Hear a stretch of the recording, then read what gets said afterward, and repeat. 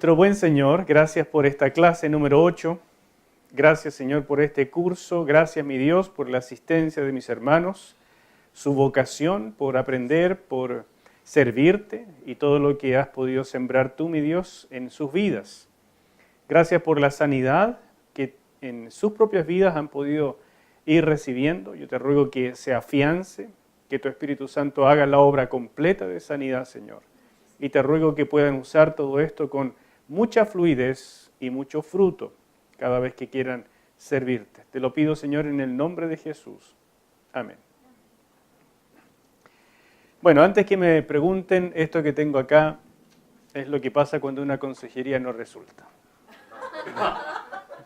Especialmente en las liberaciones. No. Es una muestra que me tuvieron que sacar, una biopsia, así es que olvídenlo, olviden que está aquí, no miren eso, miren otra cosa, ¿no es cierto? Ya va a pasar. Vamos entonces a nuestra clase número 8 y vamos a hablar en primer lugar del orgullo. Estamos en el tema número 4 del folletito. Obviamente yo tomo cosas que están en el folleto y las pongo acá y otras cosas nuevas agrego. Y no quise irme hacia otro lado, a pesar de que ustedes tienen todo el material necesario con el disco y el folleto, porque creo que de verdad estas puertas son trascendentales en el tema de la vida espiritual. Entonces creo que vale la pena tomarse el tiempo, aunque sea majadero, de verlas otra vez y ver algunos detalles. Lo primero que hice fue traerles una definición de orgullo a partir de un diccionario. Y lo hice solamente para que ustedes tomen este hábito. Cada vez que investigan algo, comiencen por los diccionarios, porque eso da un marco de referencia. No siempre los diccionarios tienen lo exacto. Además que hay muchos diccionarios de mucho tipo. No todos buenos, pero muchos son excelentes. Y cuando uno comienza una investigación, es útil empezar por este marco de referencia, que además nos orienta, nos dice, si estoy estudiando una palabra, por ejemplo, ¿cuántas raíces son traducidas de esta manera? ¿Qué tanto ocurre en el Antiguo Testamento? ¿Qué pasa en el Nuevo Testamento? Porque ustedes saben que el Antiguo está escrito en hebreo, el Nuevo en griego. Entonces son distintas raíces de distintas épocas. ¿Qué dicen los autores? ¿Cómo se usa en el texto? Etcétera, etcétera. Eso orienta. Después uno se mete en los diccionarios especializados y después uno se mete en los comentarios y de esa manera tiene también un marco de referencia para evaluar la opinión de las personas que trabajan los comentarios, por ejemplo. ¿Me explico? Así que comiencen así. Orgullo, por ejemplo, varias raíces hebreas que expresan la idea de orgullo y las versiones castellanas las traducen arrogancia, jactancia, soberbia, altivez y ocasionalmente orgullo. Así que fíjense que la palabra orgullo no es la más usada para traducir estas raíces, pero podría haber sido usada. Es una elección más bien de los traductores. La palabra que más se usa es sin duda soberbia y altivez. Otras cosas que ustedes pueden ver ahí, en realidad se los puse para que ustedes mismos pudieran leer y tener algo de entretención sobre eso. Lo que me interesa es lo que puse en negrita. La actitud dominante en la Biblia hacia el orgullo del hombre es irónica, en primer lugar, y crítica. Irónica es como decir, están parados en la hilacha, ¿entiendes? Esa es la idea de lo que la Biblia dice. ¿Pero de qué te enorgullece? ¿Qué tanta soberbia? Mírate al espejo. Y crítica en el sentido de que la soberbia produce serios daños a la persona y a otros. Y definitivamente es una puerta para la influencia maligna. Por lo tanto, lo critica muy fuertemente. En los Salmos, por ejemplo, el hombre orgulloso es el prototipo del malvado. Cuando Dios quiere decir, este ya se le pasó la mano, cayó redondito en la maldad, vive en eso, lo llama un tipo orgulloso. Por algo será. Y tiene que ver con que el orgullo es la descripción misma del carácter del diablo. Un poco más de lo mismo en el Nuevo Testamento extiende y profundiza la enseñanza del Antiguo. Y eso es interesante. Cuando uno estudia una palabra, primero hace la transición del Antiguo Testamento, qué pasa allí y cómo esto se traslada al Nuevo. Y fíjense lo que nos dice este diccionario, que se profundiza la enseñanza, o sea, va más incisivamente todavía en el Nuevo. La raíz del mal es el orgullo espiritual, así lo define el Nuevo Testamento. ¿De acuerdo? Ustedes leen todos los detalles que yo no leí ahora, es solamente información. Y así comenzamos el tema número 4, libres del orgullo. El orgullo fue el origen de la caída de Satanás, como dice Ezequiel capítulo 28. Es parte del carácter del diablo, de los demonios y de las criaturas en rebelión contra Dios. No en vano dice la Biblia, antes del quebrantamiento es la soberbia y antes de la caída la altivez de espíritu. Este proverbio, yo siempre he visto proverbios como un comentario en son de sabiduría de la ley del Antiguo Testamento. Es como si alguien mirara la ley y la trata de poner en términos de la vida cotidiana, de lo práctico. Y entonces además lo hace con cierta rima, con cierta gracia, para que sea fácil de memorizar. Eso es fundamentalmente el libro de Proverbios. Y fíjese cómo lo dice. Note además la rima, la cadencia, entonces es fácil de recordar. Antes del quebrantamiento es la soberbia, y aquí viene el paralelismo, y antes de la caída, la altivez de espíritu. Entonces uno recuerda eso y lo va memorizando y memorizando para poder vivirlo. Pero el punto es que mucho antes se había dicho que la soberbia es oposición franca contra Dios y está en el carácter mismo del querubín que cayó. Entonces, ojo con eso. Jesús, en cambio, y aquí está el total contraste, nos muestra otro camino totalmente libre de orgullo. El Señor se humilló por amor a nosotros, como dice Filipenses, que es el pasaje máximo para hablar de la humillación del Señor. Y en ese pasaje, en Filipenses, Pablo dice, haya pues en vosotros este sentir. Para mí esa es la parte más importante del pasaje. Una es la descripción del Señor, que es maravillosa, pero cuando dice, haya pues en vosotros este sentir, dice, este es el camino. No es solamente un ejemplo de nuestro Señor para enmarcar, para alabar, para proclamar, sino que es algo para imitar. Porque o imitamos este camino o nos metemos en el otro. Y parece que para nosotros no hay términos medios. Entonces les animo a recordar esto, porque mire, Santiago capítulo 4, versículo 6 dice, pero Él, el Señor, da mayor gracia. Por esto dice, Dios resiste a los soberbios y da gracia a los humildes. ¿Recuerdan cuando hablamos hace un par de clases acerca de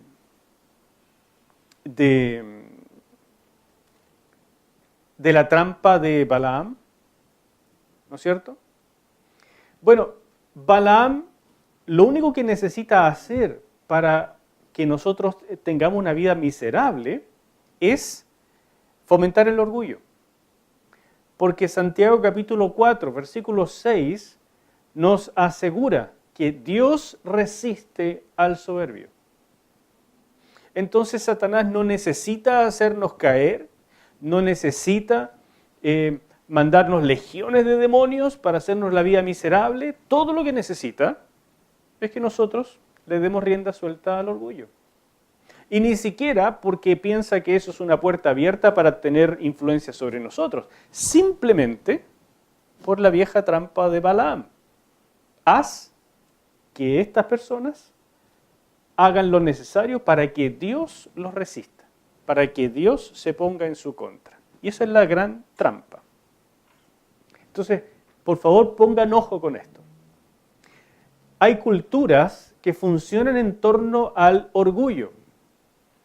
Las culturas con mucha preponderancia en el honor confunden con mucha facilidad el honor con el orgullo. Porque para defender el honor, uno tiene que tener una postura también de ser muy orgulloso en torno a lo que hemos logrado sobre nuestro honor. ¿Me explico? Entonces hay culturas completas que giran en torno a eso. Vean, por ejemplo, las peleas que se ven en las películas acerca de los irlandeses. Son culturas que esto del orgulloso, ¿no es cierto? Y nadie me pone un pie encima, nadie me mira feo. Si hay una competencia, resistimos hasta el final, no nos doblegamos, no retrocedemos. Aquí nadie se rinde. Ese tipo de formas producen una cultura orientada hacia el orgullo. Mire, yo no digo que nuestra cultura tiene que ser una cultura de perdedores. ¿Se fija? O sea, no hemos ganado jamás una batalla, no ganamos jamás un campeonato, o sea, no somos nadie, ¿me entiende? No es eso. Pero la sumisión bíblica, que es el antídoto para el orgullo, que no es lo mismo que ser loser, ¿no es cierto?, un perdedor, es una virtud. Pero el mundo no lo ve como una virtud.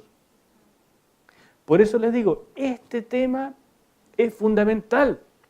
Yo no creo que haya otro asunto más delicado en el ministerio que el orgullo y la rebeldía.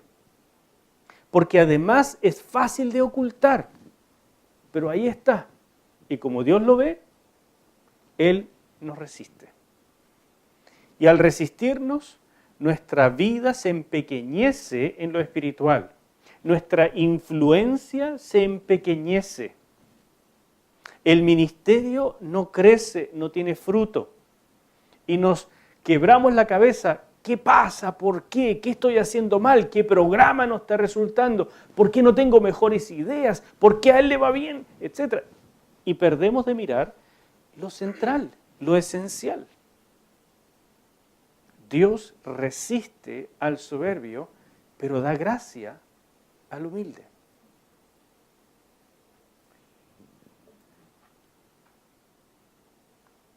Hay que aprender a derribar al pequeño faraón que hay en cada uno de nosotros.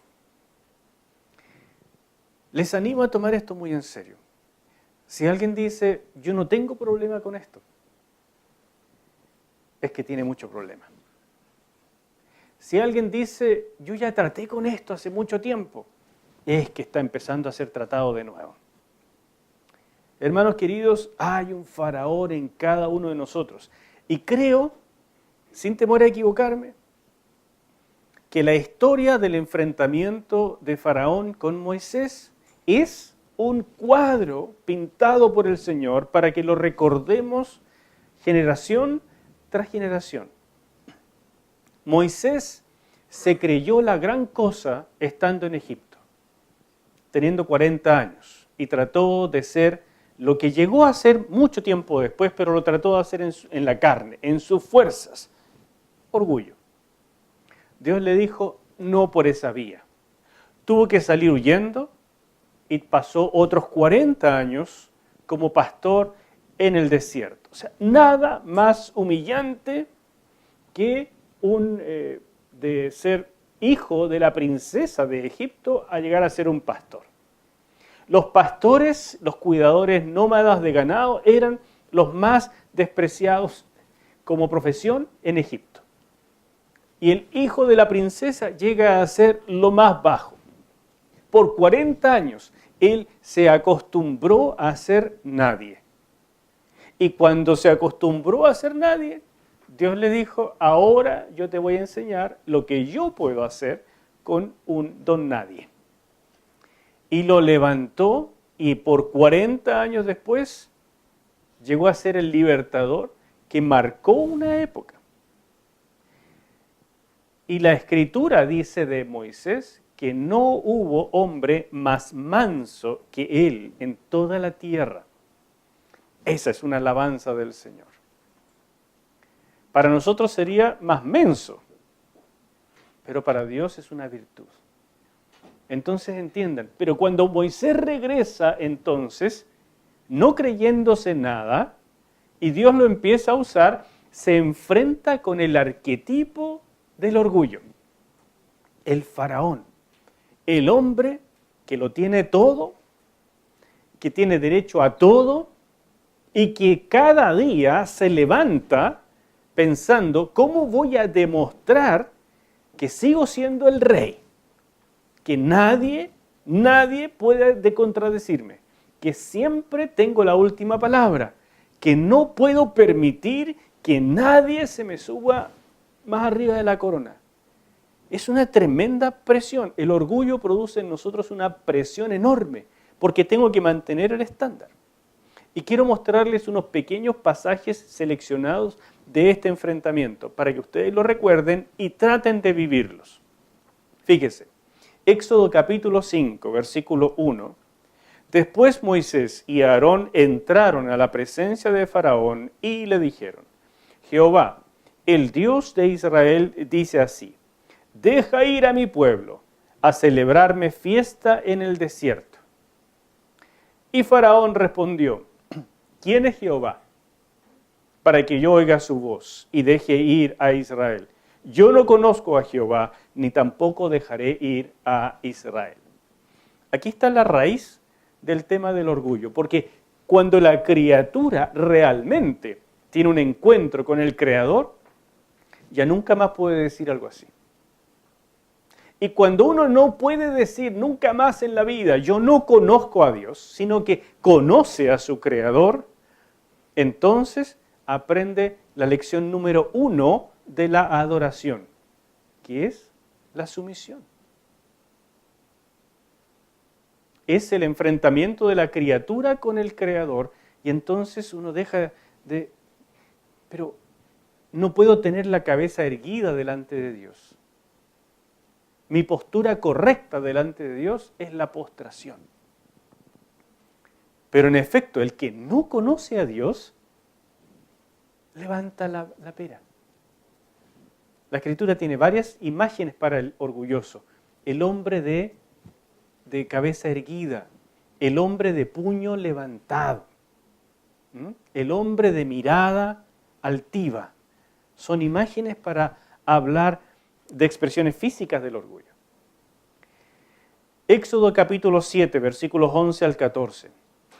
Entonces llamó también Faraón sabios y hechiceros, e hicieron también lo mismo los hechiceros de Egipto con sus encantamientos, pues echó cada uno su vara, las cuales se volvieron culebras, mas la vara de Aarón devoró las varas de ellos. Y el corazón de Faraón se endureció y no los escuchó, como Jehová lo había dicho. Aquí tiene otro cuadro. Viene la demostración de Dios, porque el Señor jamás queda sin testimonio, jamás deja de darle a alguien la oportunidad.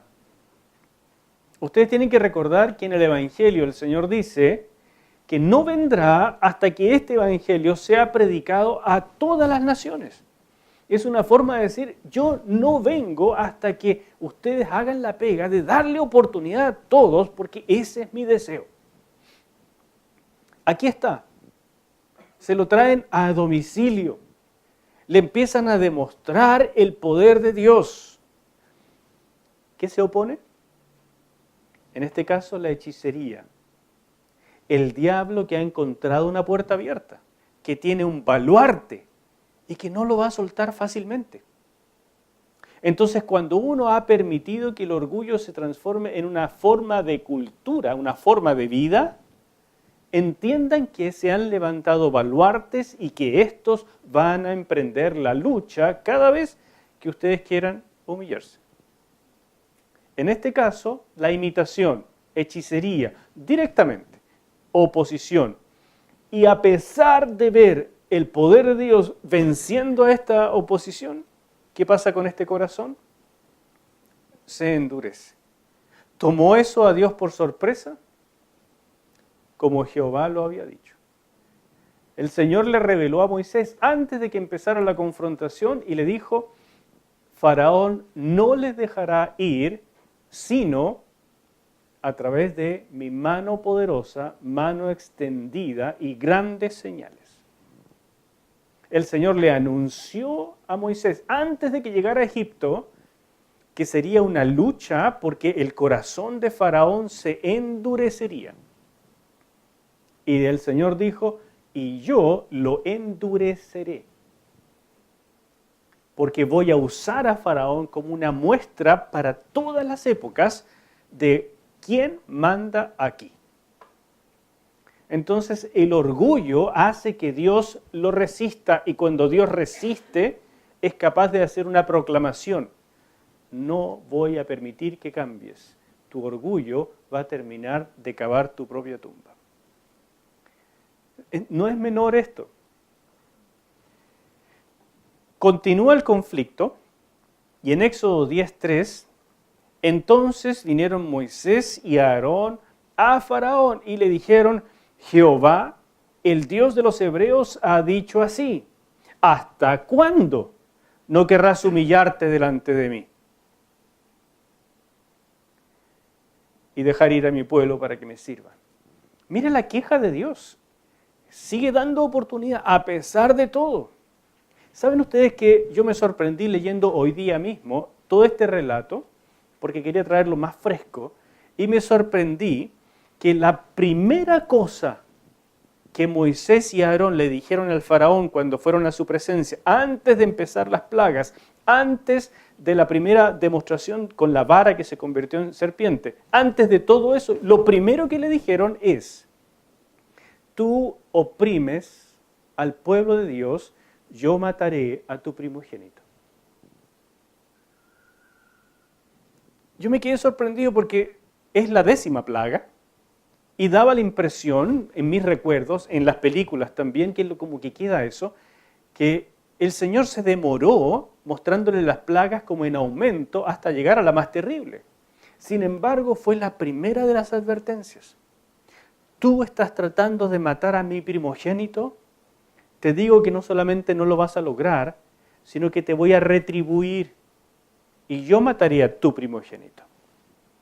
Pero ahí, con esa advertencia, comienza toda esta demostración. Y no obstante, el corazón de Faraón se endurece, se endurece, se endurece, y Dios dice esta proclamación ya hacia el final de las plagas. ¿Hasta cuándo? ¿Qué quieres que pase? ¿Necesitas llegar hasta el final? Y mire esto, Éxodo capítulo 10, versículo 7. Entonces los siervos de Faraón le dijeron: ¿hasta cuándo? Ellos le dicen: ¿hasta cuándo será este hombre un lazo para nosotros? Moisés. Porque hay que echarle la culpa a alguien y Faraón no la puede tener, al menos no lo pueden decir delante de él. Pero, escuche, deja ir a estos hombres para que sirvan a Jehová su Dios. ¿Acaso no sabes todavía que Egipto está ya destruido? El orgullo produce un daño colateral extraordinario. Pero el corazón se va endureciendo, endureciendo y ya no nos importa nada.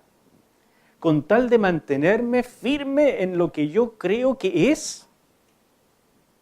No importa que sufra la esposa, que sufran los hijos, que sufra el pueblo, que sufra quien sufra, que se destruya la iglesia. Yo voy por ahí. Espero que esto les hable. Porque ustedes pueden hacerse picadillos su propia vida, su familia, su ministerio, su llamado, por no entender esto. El orgullo es la raíz y esencia del carácter de Satanás. Y está en ustedes, está en mí. Es una lucha. Por eso Pablo dice: haya pues en vosotros este sentir, que no está, pero que debe estar. Imitar a Cristo. Ojalá esto les dé también una nueva perspectiva de lo que significan las pruebas, los dolores, los fracasos en la vida. Porque es Dios trabajando. Hasta que, como Moisés, llegamos a considerarnos nada, nadie. Y Dios dice: ahora puedo hacer algo contigo, por fin.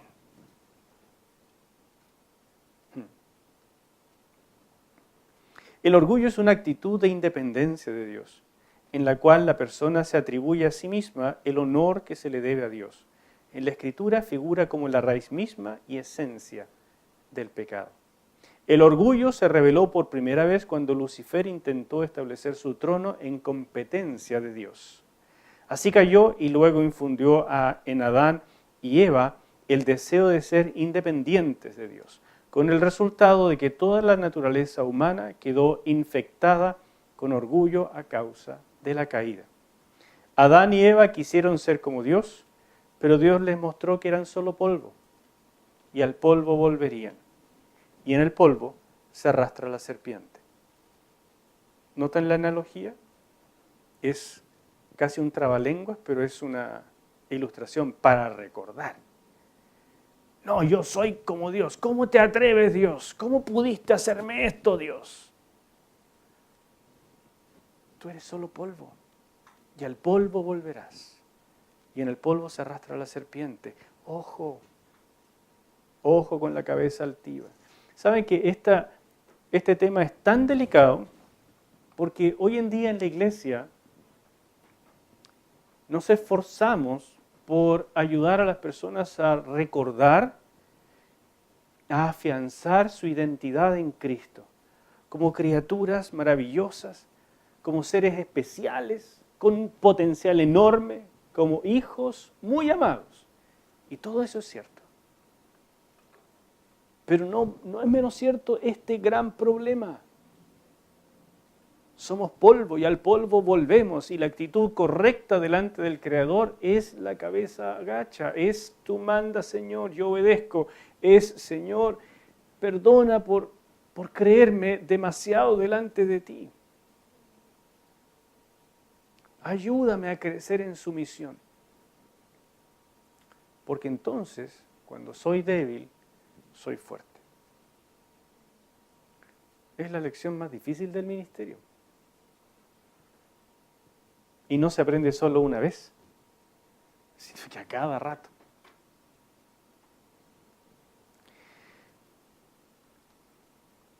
Trate con el orgullo y la rebeldía en términos de 2 Corintios capítulo 10, versículos 4 y 5, que dice, sobre todo el versículo 5, derribando argumentos y toda altivez que se levanta contra el conocimiento de Dios y llevando cautivo todo pensamiento a la obediencia a Cristo.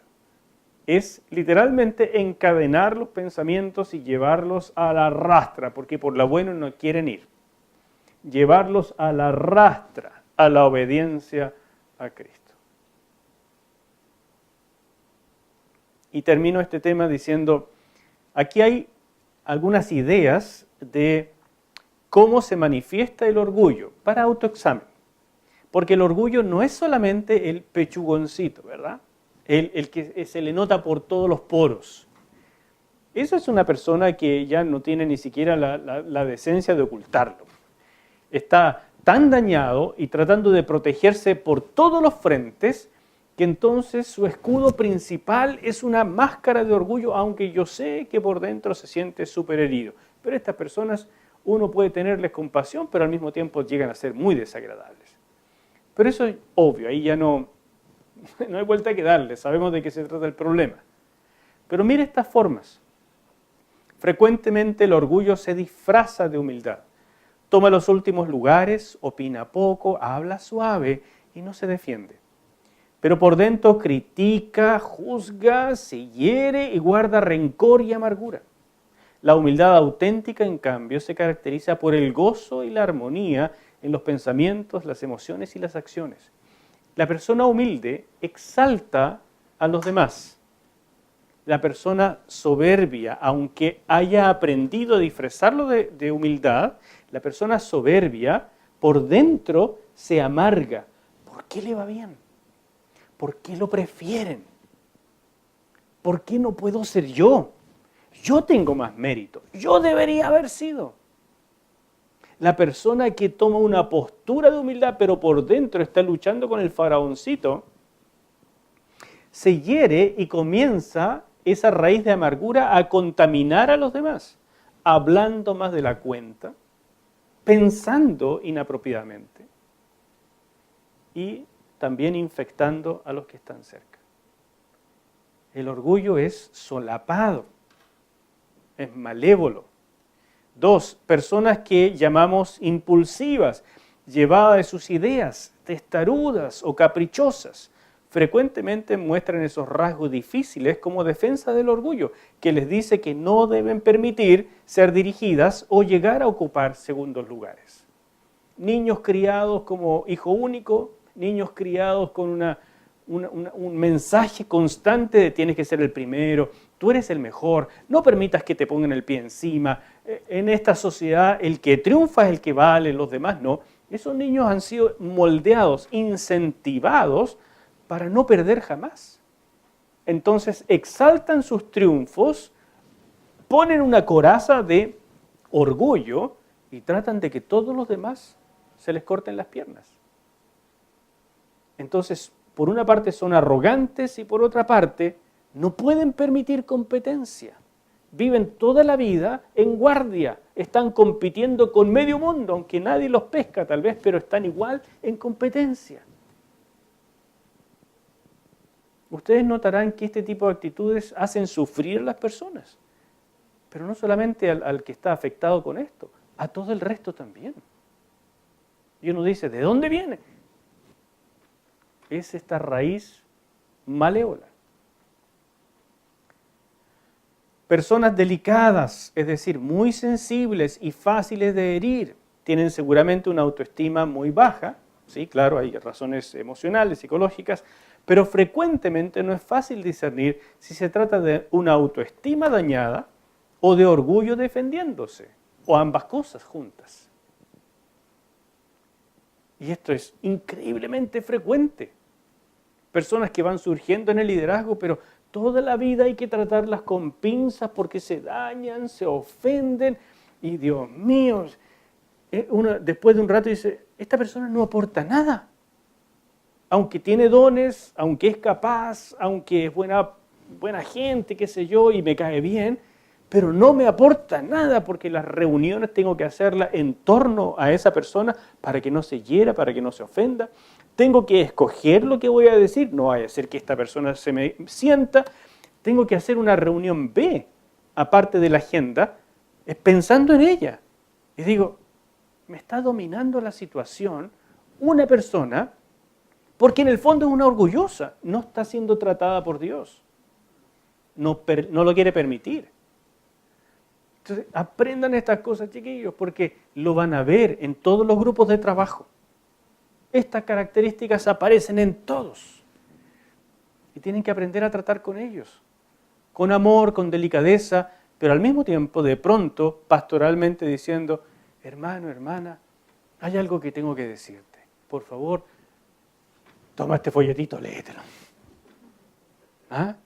Léete la parte del orgullo. No quiero decirte nada, pero léetelo. Escucha la prédica sobre el orgullo, por favor. Después quiero hablarte de unas cosas especiales. Pero con mucha oración, que el Señor le hable, porque ustedes le dicen a una persona con este problema, tú eres orgullosa, todo tipo de barreras se levanta. Así no se puede, de frente no lo van a lograr. Es el Señor que tiene que tratarlos. Pero ustedes como pastores tienen que aprender a trabajar con ellos. El orgullo se alimenta del reconocimiento. Buscará entonces que se le agradezca y reconozca, y hasta puede servir a los demás con el fin de que estén en deuda con él.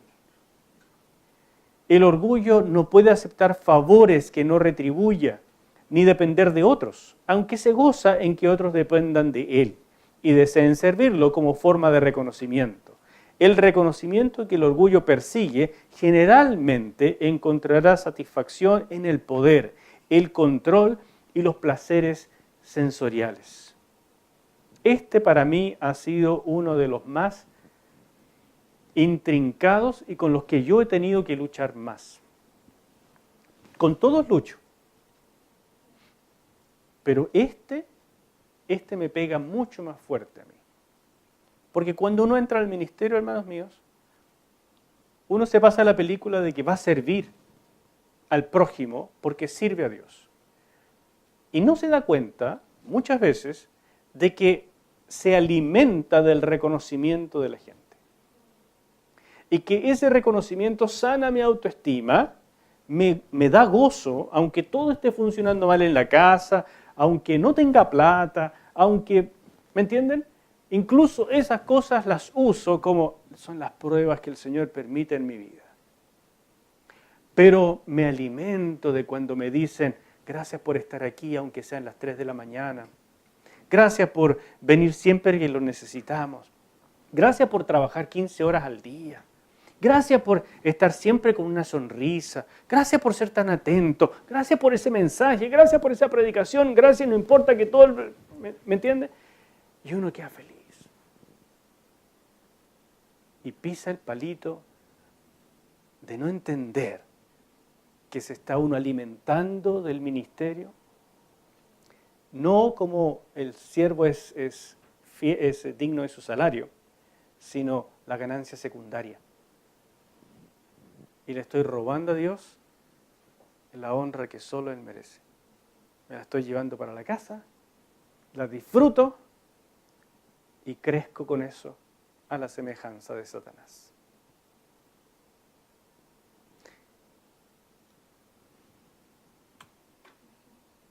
Cuídense, el orgullo es mañoso, es un baluarte, hay demonios especializados en esto y está en su naturaleza, así como en la mía. No se descuiden. ¿Vamos a un cafecito?